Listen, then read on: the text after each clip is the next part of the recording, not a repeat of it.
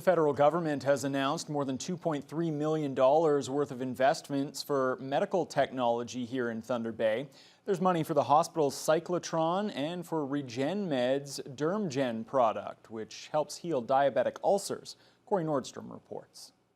Patty Hajdu, the minister responsible for FedNor, was on hand for the announcements that see her government investing heavily into the health sciences field in the Thunder Bay area. It's really about making sure that we have the supports in place for the kind of innovation that's happening right here in Northwestern Ontario. This is homegrown here in Northwestern Ontario, and people should be really proud of what's happening. Over $2.3 million will be split between the regional hospital and the Lake Superior Centre for Regenerative Medicine, or RegenMed. The lion's share will go to the hospital, with over $1.2 million towards the cyclotron and radiopharmacy technology to make radioisotopes for medical imaging and research.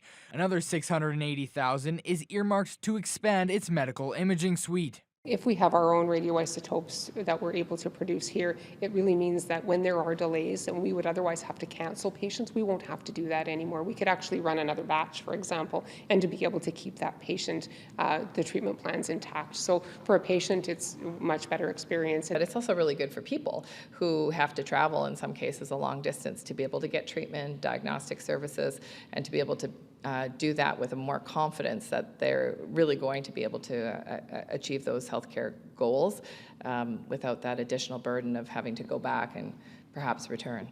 FedNor is also funding the work of RegenMed's DermGen product to the tune of over $412,000. A team of 17 is working on the project, which seems to be leading towards groundbreaking advances in treating non-healing diabetic foot ulcers. Too many lead, unfortunately, in the end to a below-the-knee amputation.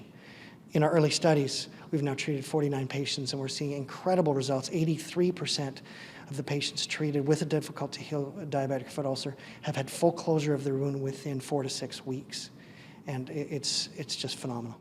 Medical professionals say that individuals with this affliction in the Northwest are more likely to lose a limb than anywhere else in the province.